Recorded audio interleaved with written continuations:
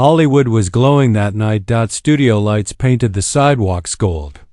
Reporters crowded the red carpet. Cameras flashed like lightning.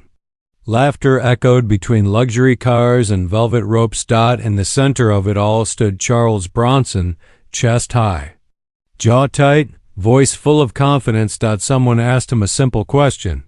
Who's the toughest man in Hollywood? Bronson didn't hesitate. He smiled. He leaned closer to the microphone. And then he said something that made everyone freeze. Me. I'm the toughest man in this business. A few people laughed. Others nodded. Some even clapped. Bronson continued, warming up to the moment. He talked about street fights. He talked about growing up rough. He talked about how movie fighters were just actors pretending to be tough. He waved his hand dismissively. Those martial arts guys, he said, they wouldn't last 10 seconds with someone like me. The crowd reacted with amused gasps. Camera zoomed in on his confident grin.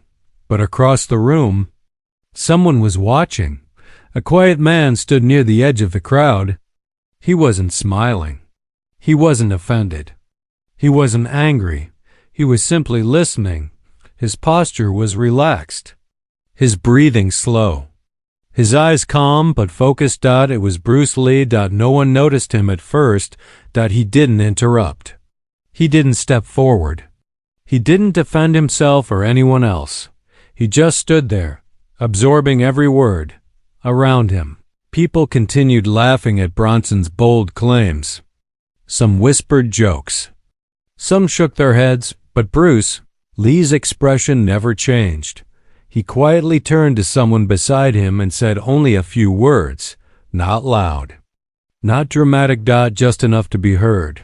And those words would soon change the atmosphere of that room forever, because while Bronson was busy proving how tough he sounded, he had no idea that the calm man standing just a few steps away was about to challenge everything he believed about strength, control, and real power. And what happened next would shatter far more than just his confidence. The laughter slowly faded, not because anyone told them to stop, but because something in the room felt different. Bronson was still smiling, still soaking in the attention, when he noticed a calm figure stepping closer. It was Bruce Lee. He didn't push through the crowd. He didn't interrupt the cameras. He didn't look angry. He simply walked forward, quiet, controlled, respectful. A few people recognized him and whispered his name, Bruce Lee. Bronson turned, still amused. Yeah? He said casually. Bruce offered a gentle smile. I heard what you said, Bruce replied calmly. About real fighters. Bronson chuckled. You mean that stuff? He shrugged. Just talking. Bruce nodded slowly. I understand, he said. But sometimes words carry more weight than we think. His voice wasn't challenging. It wasn't defensive. It wasn't proud. It was steady. People nearby leaned in. They could feel something important unfolding. Bronson raised an eyebrow. You saying I'm wrong? Bruce paused for a moment. I'm saying, he replied gently, real strength is quiet. It doesn't need to announce itself. A few crew members exchanged glances. The room went quieter. Bronson laughed again, but this time it sounded shorter. Well, I've been through real fights, friend, he said. Not movie moves. Bruce nodded. I respect experience, Bruce answered. But control matters more than force. That word, control, hung in the air. Someone nearby lifted their phone. Quietly starting to record. Bruce took a slow breath. Sometimes, he added, the strongest response is to test yourself, not others. Bronson folded his arms. He studied Bruce carefully now, no longer amused, no longer dismissive. You want to test me? He asked. Bruce shook his head slightly. No, he said softly. Only if you wish. The crowd went silent. There was no insult. No challenge shouted. No raised voices. Just two men standing across from each other, one loud with reputation, the other calm with presence. A nervous laugh escaped from somewhere. In the back, the tension had officially arrived. People could feel it. They didn't know what was about to happen, but they knew something was coming. Phones were now fully raised. Whispers filled the edges of the room, and right before the moment could move forward, a voice from the crowd called out, "Which country or city are you watching from? Drop it in the comments." The pause stretched. Bronson tilted his head. "So," he said slowly, "what are you suggesting?" Bruce looked straight at him, calm, steady, unshaken. "I'm suggesting respect," Bruce replied, "and perhaps a demonstration. If you truly want to know what real control feels like." A ripple of quiet shock moved through the room. Nobody spoke. Nobody breathed loudly, because whatever was about to happen next would no longer be about words. It would be about reality. The room felt smaller now, not because anyone moved, but because everyone was holding their breath. Bronson shifted his weight and let out a short laugh. "A demonstration?" he repeated. "You serious?" Bruce nodded calmly. "Only something light," he said. "Nothing about proving who is better. Only control." A few people in the crowd exchanged uneasy looks. Phones were now openly recording. Bronson rolled his shoulders. "All right," he said. "Let's see what you've got." The words landed heavier than he expected. Bruce didn't step into a fighting stance. He didn't raise his fists. He didn't look tense. He simply adjusted his posture. Slow, balanced, relaxed. It was strange, almost unsettling. A woman near the front whispered, "Why does he look so calm?" Someone else replied softly, "That's what makes it scary." Bruce took one slow step forward. Bronson smirked. "You going to dance around me?" He joked. Bruce didn't respond. He just raised one hand gently, palm open. "Light contact," Bruce said quietly. "That's all." Bronson lifted his hands, still smiling, but his eyes were sharper now. "All right," he muttered. "Show me." For a split second, nothing happened. Then something changed. Bruce moved. Not fast, not slow. Just precise. He shifted his weight and placed his hand lightly against Bronson's arm. A simple, controlled motion. No strike. No shove. No force. Yet Bronson felt it. His shoulders stiffened. His balance shifted unexpectedly. He took half a step back without meaning to. He frowned. "What was that?" he asked. Bruce smiled politely. "Balance," he said. "You were standing on your heels." Bronson adjusted his stance and laughed it off. Okay, he said. "Try again." The crowd leaned closer. Phones zoomed in. Bruce raised his hand once more, this time resting his fingertips gently against Bronson's shoulder. A tiny movement, barely visible, but Bronson's breathing changed. His chest tightened. His stance wobbled. He blinked. The smile faded. He tried to step forward, but hesitated. It felt like walking into invisible resistance. "What are you doing?" Bronson whispered, suddenly unsure. "Nothing," Bruce replied calmly. "You're doing it to yourself." A ripple of nervous laughter passed through the crowd. Bruce stepped back. "You're strong," he said. "But strength without awareness is unstable." Bronson clenched his jaw. "Again," he said firmly. "This time." Bruce moved slightly closer. He placed his hand lightly near Bronson's wrist, still gentle, still controlled. But suddenly, Bronson's arm dropped. Not painfully.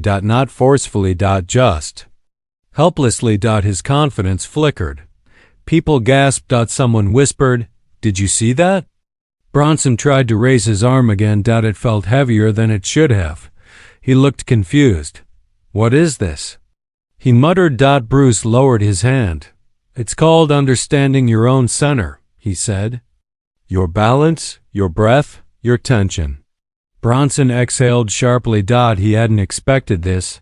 There were no punches, no hits, no bruises, yet his body felt exposed. The room was silent now. No jokes, no laughter, only quiet shock. Bruce stepped back and gave a respectful nod. "That's enough," he said. Gently, Bronson stood there, breathing heavier than before, staring at his own hands. He looked around. Every phone was pointed at him. Every eye was watching.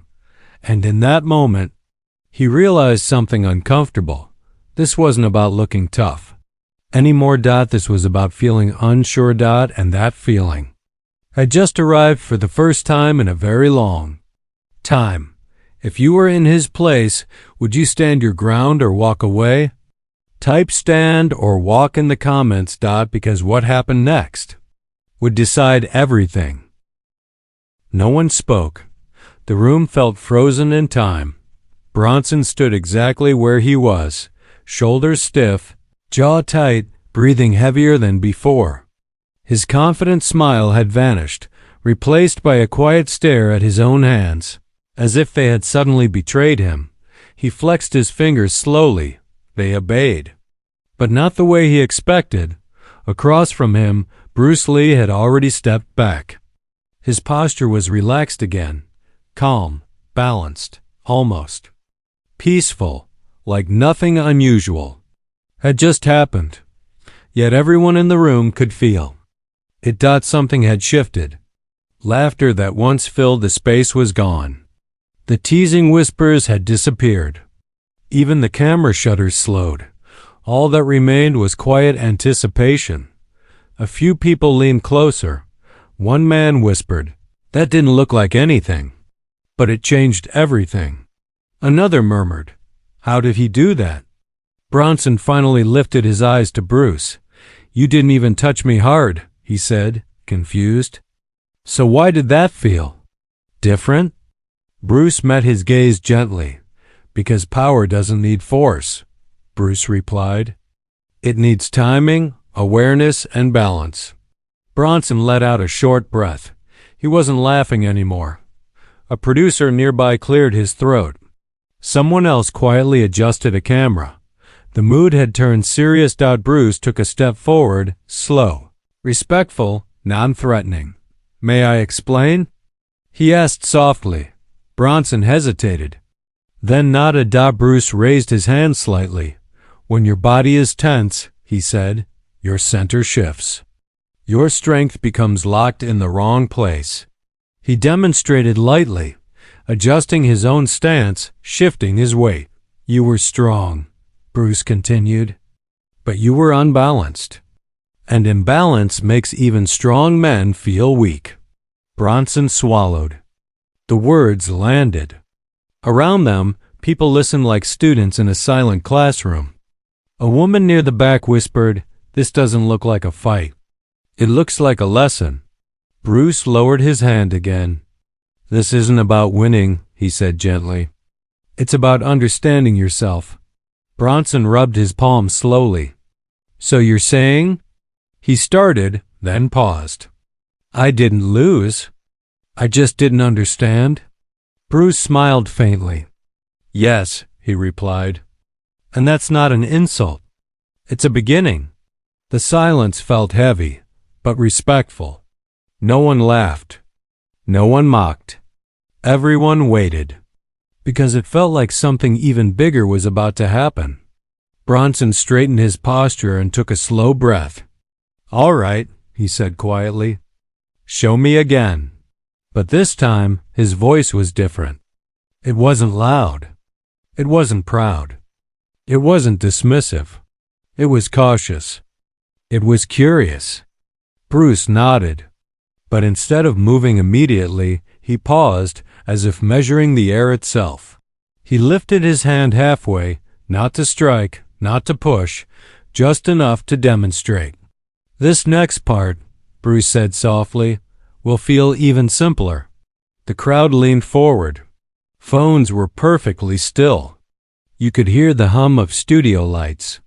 Bronson focused, eyes sharp, breathing controlled, muscles prepared. He was ready, and yet, he had no idea what was coming. Because what Bruce was about to show him wasn't about strength, speed, or technique. It was about something far deeper. Something that would change how he viewed power forever. And when Bruce finally moved, it would mark the moment when confidence turned into understanding, and understanding turned into respect. The room held its breath. Bronson planted his feet more carefully this time. His shoulders lowered slightly, and for the first time since the cameras had started rolling, he looked focused instead of fearless. Bruce Lee stood across from him, calm as still water. No fists raised. No fighting stance. No aggressive movement, just balance. Bruce lifted his hand slowly, not toward Bronson's face, not toward his chest, but toward the empty space in front of him. "Watch your breathing," Bruce said quietly. Bronson nodded. Though his jaw remained tight, Bruce took one soft step forward, then another. Each movement was smooth, controlled, and unhurried, yet it commanded the entire room. People leaned in. Some held their breath without realizing it. Bruce gently placed 2 fingers near Bronson's wrist again, barely touching. No push, no force, yet. Bronson's shoulder twitched. His weight shifted.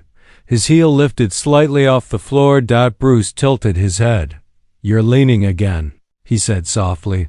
Bronson tried to correct himself, but his body reacted before his mind could. His arm lowered halfway. His breathing grew heavier. "What is happening?" Bronson whispered. Bruce lowered his hand. "You're fighting your own tension," he replied. "Not me." Bronson frowned. "That makes no sense," he muttered. Bruce smiled faintly. "Then let me show you." Bruce raised his hand once more, this time placing it gently near Bronson's shoulder blade. Still light, still calm, but Bronson's balance wavered again. His foot slid back half an inch. A few people gasped. Someone whispered. He didn't even move him. Bronson's face flushed. He pulled his shoulders back, trying to regain control. "I'm strong," he said firmly. "Yes," Bruce replied kindly. "But strength without awareness becomes resistance."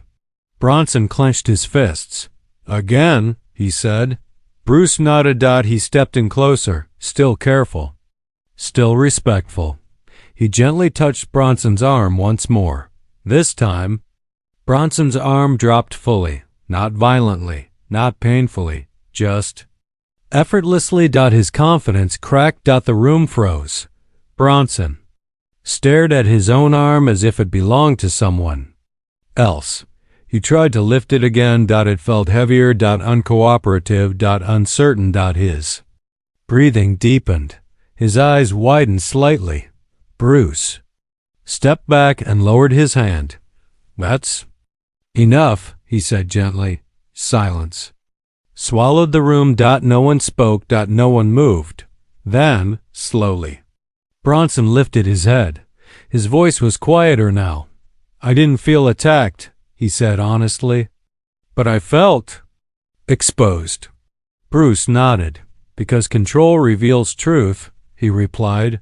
Bronson looked around at the people recording, watching, whispering. The tough guy image he had carried so proudly felt suddenly fragile, not shattered. But cracked. And for the first time, he didn't try to hide it. He exhaled slowly. "You didn't hurt me," he admitted.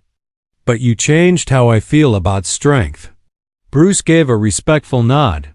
"That's the real purpose," he said. "Not to defeat others, but to understand yourself." The crowd shifted, not with laughter. Not with mockery, but with quiet respect.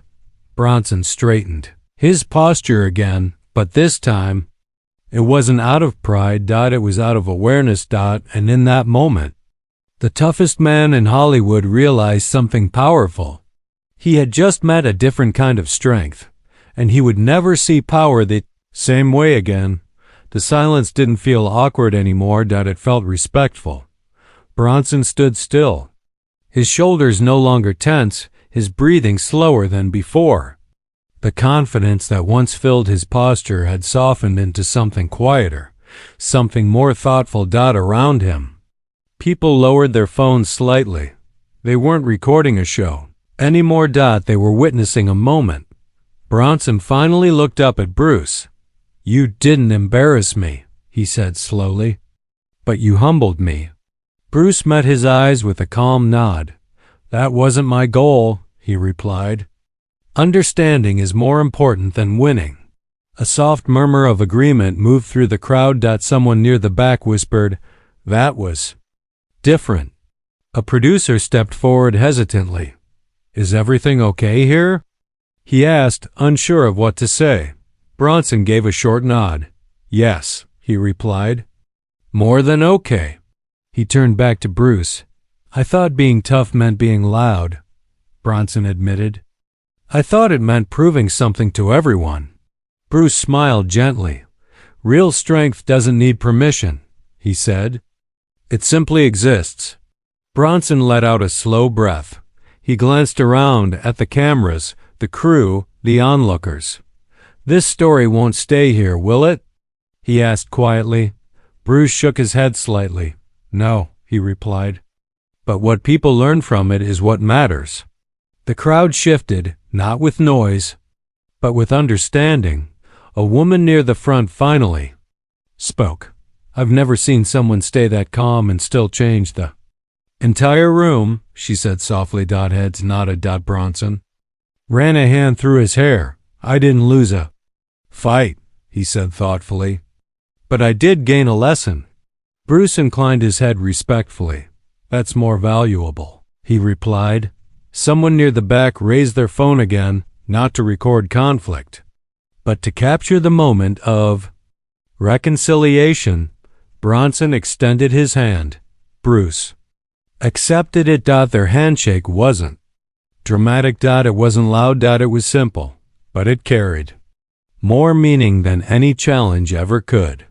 The tension that once filled the room was gone. In its place was something calmer. Something real. Have you ever seen confidence turn into respect like this? Share your thoughts in the comments. Bronson turned to the crowd. "I made a claim earlier," he said. "I spoke too fast." People listened closely. "I thought strength meant dominance," he continued. "But I've just been shown something better. Balance. Awareness. Control." He looked back at Bruce. "Thank you," he said. Sincerely, Bruce gave a quiet nod. "Growth begins with listening," he replied. The room didn't erupt with applause. It didn't need to. The energy had shifted. The lesson had landed, and everyone knew they had just witnessed something rare.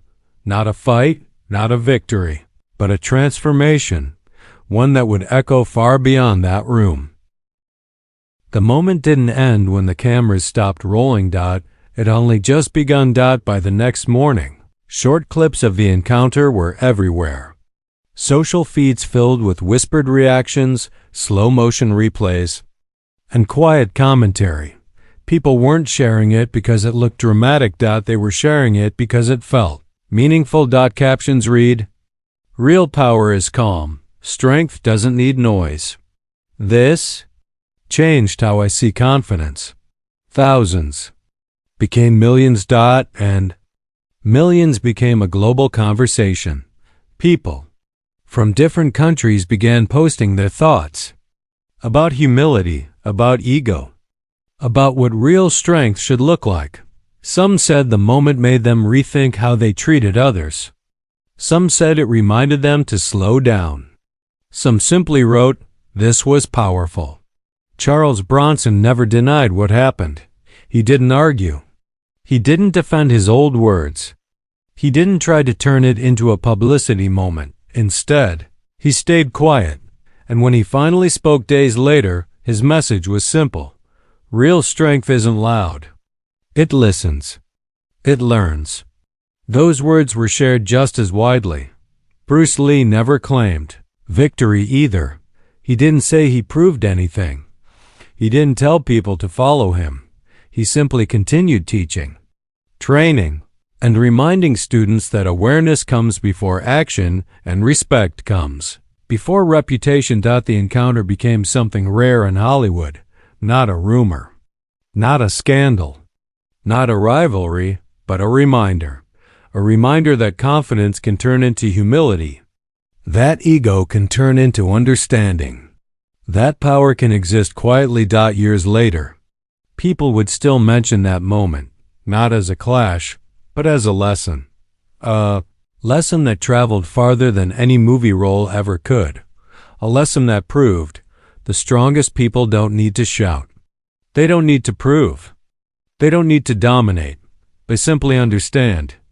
If you believe true power is calm and respect is real strength, type respect in the comments and subscribe for more inspiring stories like this.